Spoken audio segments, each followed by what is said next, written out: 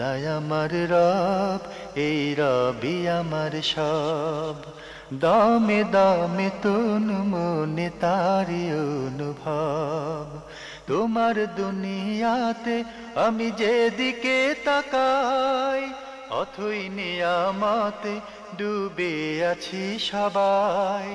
পাক পাখালির গানে শুনি তসবি কালো রব, তসবি কালো রব। আল্লাহ আমার রব, এই রবি আমার সব। আসসালামু আলাইকুম প্রিয় দর্শক, আপনারা যারা দেশে আছেন প্রবাসে, সবাইকে জানাই অনেক অনেক প্রীতি ও শুভেচ্ছা। শুরু হলো আপনাদের প্রশ্ন নিয়ে আপনাদের এই প্রিয় অনুষ্ঠান আপনার জিজ্ঞাসা। এই অনুষ্ঠান আয়োজন করেছে এনটিভি এবং নিবেদন করেছে লাভ হেলো। আপনাদের সাথে আছি আমি জয়নুল আবেদিন আজাদ। আজকেও আপনাদের প্রশ্নের জিজ্ঞাসার জবাব দিচ্ছেন বিশিষ্ট আলেম প্রফেসর ডক্টর আবু বকর মোহাম্মদ জাকারিয়া। আসসালামু আলাইকুম ওয়া রাহমাতুল্লাহি ওয়া বারাকাতুহু। প্রিয় দর্শক, শুরুতে একটি চিঠি, দীর্ঘ চিঠি। এই চিঠিটি পাঠানো হয়েছে আয়েশা সুপার মার্কেট, শনি রাখড়া, ঢাকা থেকে লিখেছেন। এর আগে আমরা ওই ৭০,০০০ মানুষ বিনা হিসেবে বিনা আযাবে জান্নাতে যাবে এই প্রসঙ্গের সূত্র ধরে আরও প্রশ্ন করেছেন। এই ৭০,০০০ মানুষদের একটি বৈশিষ্ট্য, এরা ঝাড়ফুঁক গ্রহণ করে না। এর মানে কি এরা কোরআনের আয়াত পড়েও ঝাড়ফুঁক দেয় না বা নেয় না? বিসমিল্লাহ, আলহামদুলিল্লাহ, ওয়াসসালাতু ওয়াসসালামু আলা রাসূলিল্লাহ, বাদ। বোনের আগে প্রশ্ন করেছিলেন যে এই যারা বিনা হিসাবে জান্নাতে যাবে এরা ৭০,০০০, এই ৭০,০০০ কিনা এর সাথে আরও ৭০,০০০ যোগ হবে কিনা, এটাও আমাদের আজকে একটু আলোচনা করা দরকার। যে হ্যাঁ, আরও ৭০,০০০ বিষয়ে কিছু হাদিস আসছে, এই হাদিসগুলো দুর্বল, কেউ কেউ হাসান বলেছেন। তবে আল্লাহ তাআলা ৭০ উদ্দেশ্য, অনেকে আলেমী বলেছেন ৭০ সংখ্যা উদ্দেশ্য নয়, বরং এই জাতীয় যারা এই কাজগুলি করবে সবাই এর ভিতরে সম্পৃক্ত হবে, এর সম্পৃক্ত অগণিত হবে, এটা উদ্দেশ্য। এই জন্য তারা বলে থাকেন যে ৭০,০০০ সাথে এরকম আরও ৭০,০০০ যে হাদিসটি আসছে, এটা মৌলিকভাবে যেহেতু মূল হাদিসের দাবি, সেহেতু এটা বিরোধিতা করা যাবে না। অর্থাৎ অনেক বেশি অগণিত সংখ্যক আল্লাহ তাআলা তাদেরকে বিনা হিসাবে জানা দেবেন। শর্ত হচ্ছে এই কাজগুলি করতে হবে। যে কাজগুলি বলা হয়েছে যে তারা মানুষের কাছে কিছু চেয়ে বেড়ায় না, তারা কোনো সেঁকা দেয় না, অর্থাৎ নিজেরা শখ দেয় না। যে মানুষ সাধারণত নিরুপায় হয়ে গেলে, মনে আল্লাহর উপর নিরাশ হয়ে গেলে তখন মানুষ মনে করে যাচ্ছে তা করে বসে, এরকম কিছু করে না, বরং ওয়া আলা রাব্বিহিম ইয়াতাওয়াক্কালুন, আল্লাহর উপর তাওয়াক্কুল করে। এবং তারা সবচেয়ে বেশি যে কাজটি কখনো করে না, মানে কোনো রকমের চেয়ে বেড়ায় না, ঝাড়ফুঁক চেয়ে বেড়ায় না। এখানে যে হাদিসটি তিনি উল্লেখ করেছেন, হাদিসটির অর্থ করতে গিয়ে ভুল করা হয়েছে।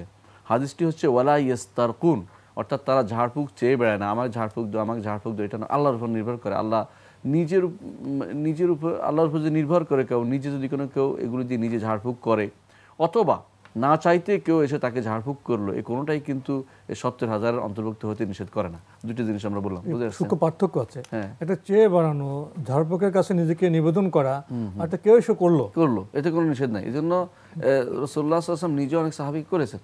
ঝাড়ফুঁকটা সহি হতে হবে, এটাই রাসূলুল্লাহ সাল্লাল্লাহু আলাইহি ওয়াসাল্লাম তার এই দুই নাতি হাসান এবং হুসাইনকে ঝাড়ফুঁক করতেন, বলতেন উরজুকুমা বিকালিমাতিল্লাহি তাম্মাত মিন কুল্লি আইনিন লাম্মা মিন কুল্লি শাইতানিন ওয়া হাম্মা। রাসূল দোয়া করতেন। তাহলে বোঝা গেল ঝাড়ফুঁক করাটা দোষণীয় নয়, ঝাড়ফুঁক চেয়ে বেড়াটা দোষণীয়। আর ওটার উপরে বিশেষভাবে নির্ভরশীল হয়ে পড়া, কেউ যেন এটা না করে, বরং কেউ যদি উইলিংলি করে দেয় কাউকে, আলহামদুলিল্লাহ, সেটা খারাপ না। আল্লাহর উপর নির্ভরশীল হতে হবে, তাওয়াক্কুল আলাল্লাহ, এবং কেউ যদি এটা করে দেয় তাকে ভালো, কোনো খারাপ কিছু না। বরং রাসূল সাল্লাল্লাহু আলাইহি ওয়াসাল্লাম বলেও দিয়েছেন এটা, কেউ যে মান ইসতাতা আন ইয়ানফা আখাহু ফালিয়াফআল, কেউ যদি কোনো তার ভাইয়ের উপকার করতে চায় কেউ যেন করে। তো আমি কিন্তু চেয়ে বেড়ানোর অর্থ হচ্ছে আল্লাহর উপর তাওয়াক্কুল কমে গেছে, এই জিনিসটা আল্লাহর উপর তাওয়াক্কুল কমলে ৭০,০০০ ভিতরে ঢুকতে পারবে, ওখানে একটু বাড়াবাড়ি মনে হয়, বাড়াবাড়ি। জি, এটা যেন ভারসাম্যের বাইরে চলে যাওয়া। লিখেছেন এই ৭০,০০০ মানুষেরা চিকিৎসার জন্য লৌহ গরম করে শরীরে সেক বা দাগ দেয় না, এর ব্যাখ্যা কি? আমরা অনেক সময় ব্যথা হলে স্ত্রী গরম করে সেক দেই না, এই শেক উদ্দেশ্য না। আগেকার দিনে তখন বলা হতো যে আখির দাওয়াল কাই, সর্বশেষ ওষুধ হচ্ছে যে কোনো কিছু পুড়িয়ে ফেলা অর্থ হচ্ছে সে আর কোনোদিন ভালো হবে না, নিরাশ হয়ে মানুষ এই কাজটি করে। এই জন্য কেউ সেঁক দেওয়াতে নিষেধ নাই, কারণ এটা তো একটা রোগ, যদি ওষুধের কারণ হয়, যেমন গরম ঠান্ডা এটা যেমন তাপের মাধ্যমে রোগ নিরাময় হয়, আবার ঠান্ডার মাধ্যমে নিরাময় হয়। যেটা হয় যেমন অনেক সময় ডাক্তার বলে যে গরম পানি দিবেন, গরম উষ্ণ উষ্ণ পানি দিবেন, এগুলি নিষেধের অনেক ভিতরে ডাক্তার পড়বে বলে না। আপনি আইস দিবেন বা কোল্ড আইস ব্যাগ দিবেন, হ্যাঁ, অ্যাপ্লাই কোনটা করবে এটা বলে থাকে, ডাক্তার বলে দেয়। সেটা নিষিদ্ধ না। নিষিদ্ধ হচ্ছে যখন মানুষ নিরাশ হয়ে যায়, মানে আল্লাহর উপর তাওয়াক্কুল কমে যায়, তখন মনে করে যে আর কিছু না হোক আমি এটা দিয়ে পুরাই ফেলবো, যাতে আর ডিস্টার্ব আমার এখনো আর সমস্যা বাড়াবাড়ি। না করে। এই বাড়াবাড়ি পর্যায়ে গেলেই তখন আল্লাহ তাওয়াক্কুল কমাটাই হলো মূল উদ্দেশ্য, যে এমন কোনো কাজ করা যাবে না যে জিনিসটা আল্লাহর উপর ভরসা থেকে মানুষকে দূরে সরিয়ে রাখবে, তখন সে আর 70,000 এটা ওই বাড়াবাড়ি আচরণের মাধ্যমেই প্রকাশিত হয়। লিখেছেন এই 70,000 মানুষের নাকি আরও কিছু বৈশিষ্ট্য আছে, যেমন এরা সব ধরনের নিষিদ্ধ কাজ বর্জন করেন, কিন্তু আমরা তো গুনাহ করে ফেলি, আমরা কি ওই দলে যেতে পারবো না? না, আসলে 70,000 বৈশিষ্ট্যের ভিতরে এটা নয় যে তারা সব গুনাহ ত্যাগ করে, এটা নাই। এটা আপনি কোথাও পেয়েছেন, এটা ঠিক নয়। হাদিসে স্পষ্ট আছে যে তারা বলা হয়েছে লা ইয়াস্তারকুন ওয়ালা ইয়াক্তাউন ওয়া আলা রাব্বিহিম ইয়াতাওয়াক্কালুন, অর্থাৎ তারা চেয়ে বেড়ায় না মানুষের কাছে কোনো কিছু, এটা কিন্তু বলা হয়নি তারা গুনাহ করবে না, কিছু বলা হয়নি। অনেক গুনাহ করবে, আল্লাহ ক্ষমাও করে দিবেন, এই কারণে যে আল্লাহর তাওয়াক্কুলের কারণে ক্ষমা করে দিবেন, আবার তারা 70,000 ভিতরে যেতে পারবেন ইনশাআল্লাহ। লিখেছেন এই 70,000 মানুষ সমস্ত মুস্তাহাব ও সুন্নত পূর্ণভাবে পালন করে, কিন্তু আমরা যারা আলেম নই, সাধারণ মানুষ, আমরা তো সমস্ত মুস্তাহাব ও সুন্নতের জ্ঞান রাখি না, হ্যাঁ, আমলও করতে পারি না, আমরা কি ওই 70,000-এ অন্তর্ভুক্ত হতে পারবো না? বোঝা যাচ্ছে আমাদের বোন বা ভাই যিনি, তিনি অনেক আগ্রহী এই 70,000 ভিতরে থাকার জন্য। ইনশাআল্লাহ আল্লাহ তাআলা তাকে 70,000 ভিতরে করবেন। যে আসলে কখনো এটা বলা হয়নি ওখানে যে তারা সব সুন্নত নফল আমল করে ফেলেন, এটা বলা হয়নি। বরং তাদের মূল কথা বলা হচ্ছে তারা সর্ব কাজে আল্লাহর উপর ভরসা করে, অর্থাৎ কোনোদিন তাওহীদ ঠিক রাখে, কোনোদিন তারা এদিক সেদিক তাকায় না, তাওহীদ ঠিক রাখে এবং রাসূলুল্লাহ সাল্লাল্লাহু আলাইহি ওয়াসাল্লাম সুন্নাহ রাসূলুল্লাহ যেভাবে বলছেন সেভাবে আমল করে চলে যাচ্ছে। এরা দুনিয়ার কোনো কিছু তাদেরকে আল্লাহ থেকে বিরত রাখে না, আল্লাহ তাআলার আহ্বান থেকে তাদেরকে ভিন্ন দিকে তারা ডাইভার্ট হয় না। এটা হচ্ছে মূল কথা। এটাই চায় আল্লাহ তাআলা, যেটাতে আল্লাহ সন্তুষ্টি, তারা নিজেরা সন্তুষ্ট হয়ে যায়। এইটা হচ্ছে বড় জিনিস, অর্থাৎ আল্লাহর সন্তুষ্টিকে সবসময় তারা প্রাধান্য দেয়, আল্লাহর ভরসা করে, আল্লাহকে বেশি ভালোবাসে। এরা 70,000 ভিতরে পড়বে। এখানে সমস্ত নফল ফরজ এগুলি বলার কথা, করতে হবে এমন কথা বলা হয়নি। মানে এখানে দেখা যাচ্ছে ওনার চিন্তার মধ্যে একটু বাড়াবাড়ি লক্ষ্য করা যাচ্ছে, মানুষের যে সীমাবদ্ধতা। এবং আমার মনে হয় আমরা যে সাহাবাদের কাহিনীগুলো পড়ি, তার মধ্যে আমাদের এই বিষয়গুলো অনেক স্পষ্ট হয়ে যাবে যে এরা যাদের দেখেন ওকাশ ইবনে মেহসান আল-ফাজারি রাদিয়াল্লাহু আনহু, তার সম্পর্কে রাসূল সাল্লাল্লাহু আলাইহি ওয়াসাল্লাম যে সুসংবাদ দিয়েছেন, উনি কিন্তু আবু বকর ওমরের মতো সেই পর্যায়ের আমলকারী লোক ছিলেন না। তারপরেও তাকে দিয়েছেন কেন? যে আল্লাহর উপর তাওয়াক্কুল করবে, রাসূল দেখতে পাচ্ছেন তার মধ্যে। বরং রাসূলুল্লাহ সাল্লাল্লাহু আলাইহি ওয়াসাল্লাম এদের অনেককেই দেখে, এমন এই আয়াত শোনার, এই হাদিস শোনার পরে এমন অনেক সাহাবী রাসূলুল্লাহ সাল্লাল্লাহু আলাইহি ওয়াসাল্লাম চলে গেছেন যে যারা কারো কাছে কিছু চাইতো না, না জানি এটা তাওয়াক্কুলের বিরুদ্ধে হয়ে যায়, এই জন্য এটা করতেন। কিন্তু তারা আমল বেশি করতেন বা নফল সুন্নত পুরোপুরি যাবতীয় সুন্নত নফল দেখে দেখে আমল করে ফেলছেন, এমন কথা কিন্তু কোথাও বলা হয়নি। সাহাবাদের জীবনে পড়তে এরকম ঘটনা লক্ষ্য করা যায়, গুনাহ করে ফেলেছেন, কিন্তু বান্ধবী আবার এসে বলেছেন সে এই গুনাহ কি করতে হবে। তার মানে মানুষ গুনাহ করে ফেলে কিন্তু আবার তওবা করে শুদ্ধ হয়ে যায়। সাহাবায়ে কেরামের ব্যাপারটা দেখলেই বোঝা যাবে যে তারা আমল যেটাই করতেন জেনে শুনে আমল করতেন, বিশুদ্ধ আমলটাই করতেন, কিন্তু আল্লাহর উপর তাওয়াক্কুল থেকে তারা দূরে সরে যেতেন না। এটা বড় জিনিস তাদের সারা জীবনের। এবং তারা তাওহীদ ঠিক রেখে এবং এই সুন্নাহর উপর আমল করে কোনো গুনাহ কাজ হয়ে গেলে হতাশ হতেন না। তার রাসূলুল্লাহ সাল্লাল্লাহু আলাইহি ওয়াসাল্লাম আসতেন, জানতেন কি করণীয় আছে। এবং অনেক সময় তারা বলতেন তাহেরনি ইয়া রাসূলুল্লাহ, আমাকে পবিত্র করে দিন, এটাও করতেন। তো এর অর্থ এই নয় যে আপনি গুনাহ হবে না, কারণ বান্দা গুনাহ করবেই, কিন্তু তওবা করতে হবে, আল্লাহর কাছে ফিরে আসতে হবে। মানুষের মধ্যে যে বৃত্তি প্রবৃত্তিগুলো তো আল্লাহ দিয়েছেন, এখানে তো পরীক্ষা, ভুল হয়ে গেলে আমরা কেন হতাশ হব? লিখেছেন তাওহীদ মাদানী ও আধুনিক প্রকাশনীর কিতাব আমি পড়ি, এ ব্যাপারে পরামর্শ কিছু আছে? ভাই, আমরা তো এইভাবে কি নির্দিষ্ট কোনো প্রকাশনীর কথা বলতে পারি, নাকি যেটা শুদ্ধ সেটা পড়বেন? কি বলবেন? মৌলিকভাবে আসলে তাওহীদ প্রকাশনী বইগুলি ভালো, আমরা দেখে শোনা আসলে সহিহ আকীদার উপর লেখে। অনুরূপভাবে মাদানী প্রকাশনী, হোসাইন বিন সোহরাব মাদানী প্রকাশনী বইগুলিও ভালো। এই জন্য যে অন্তত আপনাকে এই বই পড়লে আপনি অন্তত আকীদাগতভাবে বিভ্রান্ত হবেন না, এটুকু আমরা বলি মৌলিকভাবে, বিস্তারিত বলছি না। এই দুটি বইয়ের আলহামদুলিল্লাহ এদের লাইব্রেরি ভালো। অনুরূপ জায়েদ লাইব্রেরি, ওরাও ভালো বই ছাপায়।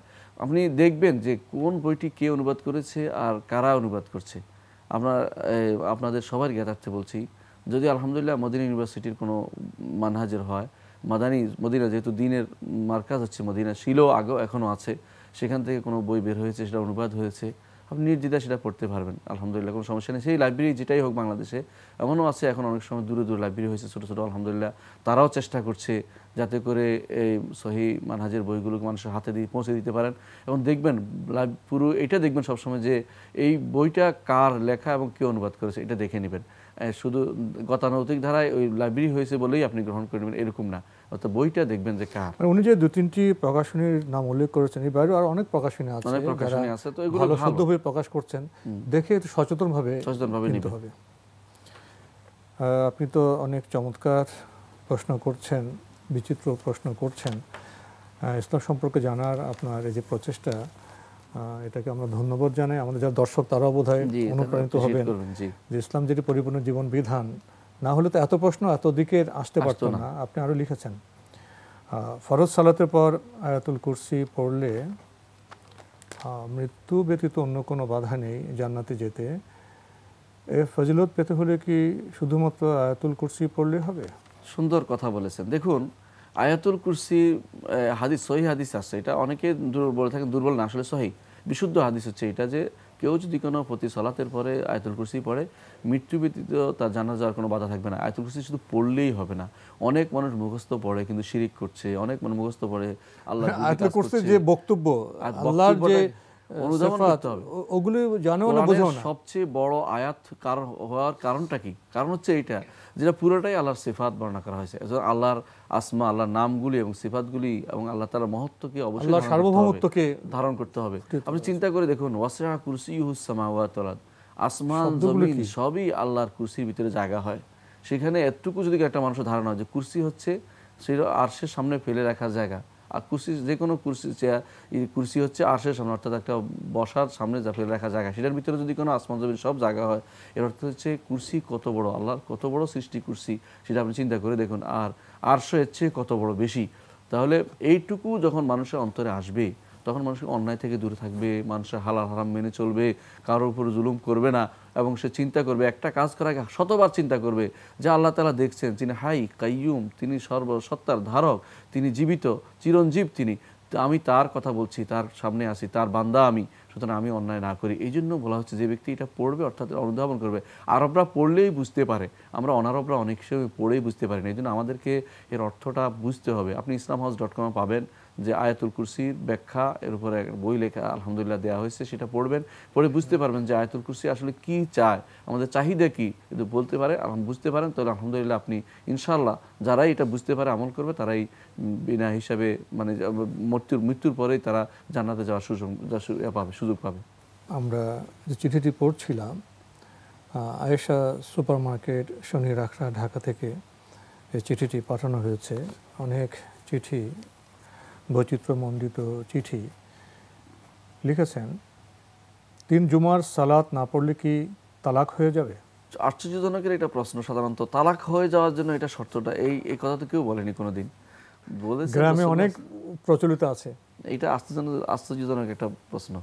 তো আসলে হাদিসে আসছে 3 জুমা যদি কেউ না পড়ে তাহলে তার অন্তরের ভিতরে আল্লাহ তাআলা মোহর মেরে দেন, অর্থাৎ তার অন্তরের ভিতর থেকে যে ইমানের যে আলো সেটা বন্ধ হয়ে যায়, সে শয়তান তার উপর কবজা করে ফেলে। এটা হচ্ছে উদ্দেশ্য, ইস্তাহওয়াযা আলাইহিম শয়তানের মতো শয়তান তার কবজা হয়ে যায়, সে এখন ভালো কাজ করতে সে উৎসাহী হয় না। কিন্তু এটার কারণে কাফের হয় না, এটার কারণে তাকে বলা যাবে না যে তার স্ত্রী তালাক হয়ে গেছে, এমন কথা বলার কোনো সুযোগ নেই। হ্যাঁ, যদি এমন কেউ সালাত ত্যাগ করে, পরিপূর্ণ সালাত ত্যাগ করে, সেটা আলাদা মাসালা। সালাত ত্যাগ করে, সালাত ত্যাগকারী কাফের, কারণ ইমানের দায়িত্ব, ইমানের প্রমাণই হচ্ছে যে সালাত পড়ে। আল্লাহ তাআলা কোরআনে কারীমে এটাই বলছেন, ফাইন তাবু আকামুস সালাতা, অর্থাৎ যে তওবা করে এবং সালাত কায়েম করে। সালাত কায়েম করাকে ফায়ুখানুকুম ফিদ্দিন, অর্থাৎ যদি এই মুনাফিকরাও যদি কোনো তওবা করে এবং সালাত কায়েম করে তাহলে তোমাদের ভাই, আল্লাহ তাআলা বলেছেন। অর্থাৎ যতক্ষণ পর্যন্ত না সালাত কায়েম করছে ততক্ষণ পর্যন্ত কেউ ইমানদারদের ভাই হিসেবে পরিগণিত হচ্ছে না, ইমানদারদের অন্তর্ভুক্ত হচ্ছে না। এই জন্য যদি কেউ সালাত পরিত্যাগ করে তিনি কাফের হবেন, কিন্তু শুধু জুমার কারণে, কোনো 3 জুমা কারণে ছুটে গেছে তাই বলে তালাক হয়ে যাবে, এটা কিন্তু ঠিক না। প্রত্যেক শিশুই কি মুসলিম হয়ে জন্মায়? রাসূলুল্লাহ সাল্লাল্লাহু আলাইহি ওয়াসাল্লাম বলেছেন, কুল্লু মাউলুদিন ইউলাদু আলাল ফিতরা ফাআবাওয়াহু ইউহাউদানিহি ওয়া ইউনাসরানিহি ওয়া ইউমাজ্জিসানিহি। রাসূলুল্লাহ সাল্লাল্লাহু আলাইহি ওয়াসাল্লাম বলেছেন, প্রত্যেকটি শিশুই ফিতরাতের উপর জন্মগ্রহণ করে। ফিতরাত হচ্ছে স্বাভাবিক রীতি, অর্থাৎ ইসলাম যেহেতু স্বাভাবিক, সেহেতু যে কেউ যদি কোনো তাকে পরিবর্তন না করা হয় তাহলে ইসলামের উপর সে থাকবে। এর অর্থ এই নয় যে তিনি দুনিয়াতে আসছে মুসলিম হিসেবে আসছে তাহলে তো কাফের সন্তানও মুসলিম হিসেবে আসছে বলতে হবে, এটা না, আমরা এটা বলি না। অর্থাৎ ইসলাম গ্রহণ করার প্রবণতা তার মধ্যে থাকবে, কারণ ইসলাম স্বাভাবিক দিন, ইসলামের অস্বাভাবিক কোনো কিছু নেই। সে যে ব্যক্তি দুনিয়াতে আসছে ছোট বাচ্চা, তাকে যদি কোনো স্বাভাবিকতা রাখা হয়, অস্বাভাবিক কিছু না দেওয়া হয়, অর্থাৎ তাকে ইহুদি নাসারা অথবা মাজুসি না বানানো হয়, যেটা রাসূল সাল্লাল্লাহু আলাইহি ওয়াসাল্লাম বলেছেন, তার পরিবার সমাজ যদি তাকে ভুল পথে নিয়ে না যায় স্বভাবসম্মতভাবে ইসলাম গ্রহণ করার কথা। এটাই হচ্ছে এর হাদিসের অর্থ, যে স্বাভাবিকভাবে ইসলাম স্বাভাবিক দিন ফিতরা। এই জন্য যে ব্যক্তি যে বাচ্চা দুনিয়াতে আসছে সেই বাচ্চা এইটার উপরে আসছে, অর্থাৎ সে দিন গ্রহণ করবেই, কারণ সে আগেও স্বীকৃতি দিয়ে আসছে যে আমি আলাস্তু বিরাব্বিকুম ক্বালু বালা, রূহের জগতে আগে সে স্বীকৃতি দিয়ে আসছে, ওই স্বীকৃতির মাধ্যমে তো সে তো স্বীকৃতির মাধ্যমে ইসলামকে গ্রহণ করলো, আসছে সেটা ক্বালু বালা বলেছে যে আল্লাহকে রব মেনেছে। যদিও এটার উপর তার হিসাব নিকাশ হবে না, হিসাব নিকাশ হবে পরবর্তী দুনিয়ার আমলের উপর। এই জন্য তার স্বাভাবিক রীতিতে সে আসছে, কিন্তু পরিবর্তন করে ফেলে শয়তান পরিবর্তন করে, সমাজ পরিবর্তন করে, পিতামাতা পরিবর্তন করে, বন্ধু বান্ধব পরিবর্তন করে, তার যে বিবেচনা আকল যখন হবে তখন না লাগালে পরিবর্তন করে। সুতরাং তার মৌলিক নীতি হচ্ছে যে ইসলামের উপরে আছে, ইসলাম যেহেতু স্বাভাবিক দিনের উপর সে আছে, তাকে ধরিয়ে দিতে হবে জিনিসটা যে হ্যাঁ এটাই ইসলাম, এটা বলে দেখো এটা বিবেক বিরোধী নয়, এটা প্রমাণ করে, এটা তো তাকে ধরিয়ে দিলে ইনশাআল্লাহ সে ইসলামের উপর থাকবে। এটা হলো মূল উদ্দেশ্য হাদিসটির। অনেকে এখানে এসে আবার একটা বিতর্ক সৃষ্টির চেষ্টা করেন, তাহলে যারা অমুসলিমদের ঘরে জন্মগ্রহণ করে তারা তো দুর্ভাগ্য, যারা মুসলিম ঘরে জন্মগ্রহণ করে তাদের সৌভাগ্য, কিন্তু আসলে কি তাই? মুসলিম ঘরে যারা জন্মগ্রহণ করে তারা সবাই কি মুসলিম হয়ে গেছে? না, এটা কিন্তু ঠিক না। এই জন্য অনেকেই এই জিনিসটা বলেন যে আমার কি দোষ, আমার বাবা তো হিন্দু ধর্মে খ্রিস্টান বা নাস্তিকের ঘরে, আমার কি বাচ্চার কি দোষ? আমরাও বলি বাচ্চার কোনো দোষ নেই। আমরা তো বলি না যে এই বাচ্চা জাহান্নামে যাবে, এটা আমরা বলি না কোনোদিনই। আমরা বলি যে বাচ্চা স্বাভাবিকভাবে বাবার ঘরে আসছে, মুসলিম বাবার ঘরে আসছে, স্বাভাবিকভাবে সে ইসলাম গ্রহণ করছে, অর্থাৎ তার স্বাভাবিক রীতিতে করছে, এই জন্য সে জান্নাতি। আর যে বাচ্চা কাফের ঘরে জন্মগ্রহণ করছে তাকে জাহান্নামী আমরা বলি না। আল্লাহ তাআলা তাকে আখিরাতে পরীক্ষা করবেন, যদি জান্নাতের কাজ করে জান্নাতে তাকে দিয়ে দিবেন, বিবেক হবে, জ্ঞান হবে, বিবেচনা করতে পারবে, তখন আল্লাহ তাআলা এটাই সহিহ বিশুদ্ধ মতে আল্লাহ তাআলা তার একটা পরীক্ষা করবেন হাশরের মাঠে এবং তাকে জান্নাত দিয়ে দিবেন। যদি সেটা চলে দুনিয়ার উপর কিভাবে চলতো এটা আল্লাহ তাআলা জানেন, সেই হিসেবে তাকে নির্ধারণ করে দিবেন, এবং তাকে জাহান্নামী আমরা কখনো বলি না। সুতরাং আপনি যে কেউ বলবে যে আমার কি দোষ, না, আর কারোই দোষ নাই। এবং তিনি যে কাফের বাবার ঘরে জন্মগ্রহণ করেছেন এটাও তার দোষণীয় নয়। দোষণীয় হচ্ছে পরবর্তীতে কর্মটা কি হবে সেটার উপর তার দোষ নির্ভর করে, আকল হওয়ার পরে, জ্ঞান হওয়ার পরে সেটার উপর তার কর্ম। ঠিক তেমনি ভাবে মুসলিম ঘরে যারা জন্মগ্রহণ করেছে সবাই তো আর বেঁচতে যাবে না, সবাই তো সফল হবে না। সে যদি আমল সেবা না করে, অনেক মানুষ বিবেক হওয়ার পরে মুসলিম বাবা নাস্তিক হয়ে যাচ্ছে। অনেক মানুষ দেখা মুসলিম বাবা জন্মগ্রহণ করছে, অনেক সময় দেখা অন্য দিন গ্রহণ করে নিচ্ছে। মুসলিম পরিচয় দানকারীদের মধ্যে তো 73 কাতার হবে, একটি কাতার শুদ্ধ পথে আছে। এর মধ্যে একটু পার্থক্য হচ্ছে 73 কাতার হলেও এরা কিন্তু চিরস্থায়ী জাহান্নামী নয়। এটা কিন্তু যদি ঈমান থাকে, ঈমান থাকে জান্নাতে যাবে। হ্যাঁ, কিন্তু 73 কাতারের বাইরেও চলে যায়। অনেক সন্তান আছে মুসলিম পিতামাতার, অনেক সন্তান আছে 73 কাতারের বাইরে চলে যাচ্ছে। তাহলে বোঝা গেল মুসলিম বাবা মার ঘরে জন্মগ্রহণ করলেই তার সৌভাগ্য, কথাটা এরকম না। আমলের উপর নির্ভর করে সৌভাগ্য অর্জিত হবে। আরো লিখেছেন, পেশাবের দিকে তাকালে চোখের দৃষ্টিশক্তি কমে যায়, এমন বক্তব্য কি সহিহ? না, পেশাবের দিকে তাকালে চোখের জ্যোতি কমে যায় এই বক্তব্য সঠিক নয়। এমন কোনো সহিহ হাদিস বা কোনো কিছু দ্বারা প্রমাণিত হয়নি, এগুলো কোনো গ্রহণযোগ্য বক্তব্য নয়। লিখেছেন, নারীদের আবেগ অনেক বেশি, তার আবেগের কারণে অনেক ভুল করে, কিভাবে তারা আবেগ কন্ট্রোল করে বুদ্ধিমত্তার পরিচয় দিতে পারবে? নারীদের আবেগ বেশি, এতে সন্দেহ নেই। এই জন্য ইসলাম নারীদের হাতে অনেক কিছু দেয় নাই, তার মধ্যে সে তালাকের ক্ষমতাটা তার হাতে দেয় নাই। এই জন্য, কারণ যে কোনো সময় আবেগের বশবর্তী হয়ে তালাক দিয়ে বসতে পারে এবং একটা অন্যায় করে বসতে পারে। এই জন্য তার আবেগ নিয়ন্ত্রণের জন্য সবচেয়ে বেশি জরুরি যেটা, যে সে অবশ্যই মনে করবে যে আমার চেয়ে আমার স্বামী ভালো বুঝে, আমার বাবা ভালো বুঝে, আমার ভাই ভালো বুঝে, নিজের বুঝকে কখনো প্রশ্রয় দিবে না সমস্ত কাজে।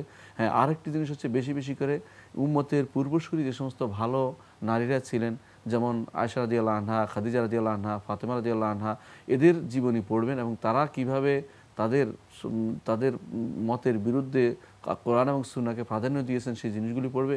এবং আল্লাহ তাআলা যে মুসলিম নারীদের জন্য আদর্শ হিসেবে যে দুইজন নারীর কথা উল্লেখ করেছেন কোরআনে কারিমে, তাদের জীবনীও পড়বে। আসিয়া বিনতে মুজাহিম এবং মারিয়াম ইবনাতে ইমরান, এদের জীবনী পড়বে। তাহলে তারা আবেগ থেকে অনেকটা মুক্ত হতে পারবে। এবং সবসময় মনে রাখতে হবে যে আমার নিজের বিবেককে প্রাধান্য দিবে না। অনেক সময় শয়তান ওয়াসওয়াসা তাদের মধ্যে সবচেয়ে বেশি কাজ করে এবং তারা বেশিরভাগ কাপড় চোপড় বা দেখাতে প্রদর্শনী করতে পছন্দ করে, এই জিনিস থেকে তা বুঝতে হবে। তখনই এটা আসবে, সব তখনই বলবে যে শয়তান আমাকে ওয়াসওয়াসা দিচ্ছে, আমি এর থেকে ফিরে আসি। এটা যদি করতে পারে তাহলে আবেগকে প্রশ্রয় দেওয়া হবে না ইনশাআল্লাহ। আবেগকে কন্ট্রোল করার জন্য তো বোধহয় জ্ঞানের প্রয়োজন হয়। জি, জ্ঞানের যিনি সঠিক জ্ঞানের আপনার অর্জন করতে পারবেন, তিনি আবেগকে বিবেচনা করার যোগ্যতা অর্জন করবেন। যে সব আবেগ কিন্তু নিষিদ্ধ বিষয় নয়, আবেগ অনেক সময় খুবই ইতিবাচক হয়। জি, কিন্তু আমার আবেগ, কোন আবেগটা ইতিবাচক কোনটা নেতিবাচক, এটা বোঝার জন্য জ্ঞান দরকার। জ্ঞান অর্জনটা খুবই দরকার। আরেকটা হলো অভিজ্ঞান, এটা অর্থ যেটা অভিজ্ঞতা। যারা মুরব্বী পূর্বসূরি, তাদের অভিজ্ঞতা থেকে জানা এবং নিজের যে অভিজ্ঞান হয়, ভুল করার পর যে অভিজ্ঞানটা হয় সেটা উপলব্ধি করা। তাহলে জ্ঞান, মুরব্বীদের জানা, যারা এই পথে আগে পরিভ্রমণ করে চলে গেছেন, এবং নিজের যে অভিজ্ঞতা, অভিজ্ঞান, এই তিনটা মধ্যে সমন্বয় করলে আবেগ কিন্তু সবসময় খারাপ নয়। না, সব আবেগ খারাপ নয়। আবেগ হলে তো আমরা নিশ্চল হয়ে যাবো, চলমান থাকবো না। আবেগ, কিন্তু আবেগটা আমরা ইতিবাচক ভাবে করতে হবে এবং সঠিক পথে পরিচালিত করতে হবে। তো আজকে আমাদের এখানে শেষ করতে হচ্ছে। আপনাকে অনেক ধন্যবাদ। আপনাকেও ধন্যবাদ। প্রিয় দর্শক, আমরা এতক্ষণ দেখছিলাম এনটিভি আয়োজিত এবং লাভেলো নিবেদিত অনুষ্ঠান আপনার জিজ্ঞাসা। আমাদের অনুষ্ঠান আপনারা এনটিভি অনলাইনে দেখতে পারবেন। ভিজিট করুন www.ntvbd.com। এছাড়া ইউটিউবে এবং আমাদের ভেরিফাইড ফেসবুক পেজেও অনুষ্ঠান দেখতে পারবেন। শেষে চমৎকার একটি বিষয় নিয়ে আমরা কথা বলছিলাম, আবেগ। অনেকে বলেন দিয়েছ বেগ, কেড়েছ আবেগ। এখানেও সমন্বয়ের প্রশ্ন চলে আসে। আবেগ সবসময় কিন্তু খারাপ নয়। আবেগ একটা মানবিক গুণ এবং বৈশিষ্ট্যও বটে। তবে জ্ঞান অর্জনের মাধ্যমে, সহি জ্ঞান অর্জনের মাধ্যমে আমাদের বুঝতে হবে আবেগ কখন ইতিবাচক হয়, কখন নেতিবাচক হয়। এর তারতম্য উপলব্ধি করলে আবেগ আমাদের অনেক উপকার করতে পারে। চিঠি লিখুন, প্রশ্ন পাঠান আমাদের ঠিকানায়। পরিচালক আপনার জিজ্ঞাসা, এনটিভি, বিএসসি ভবন, 7ম তলা, 102 কাজী নজরুল ইসলাম এভিনিউ, কারওয়ান বাজার, ঢাকা 1215। আপনারা ইমেলও করতে পারেন। আমাদের ইমেল অ্যাড্রেস আপনার জিজ্ঞাসা @ntvbd.com। প্রিয় দর্শক, মহান আল্লাহ আমাদের নিরাপদ রাখুন, রাখুন শান্তিতে। আসসালামু আলাইকুম। আল্লাহ আমার রব, এই রবি আমার সব, দামে দামে তুন মনে তারি অনুভব। আল্লাহ আমার রব, এই রবি আমার সব।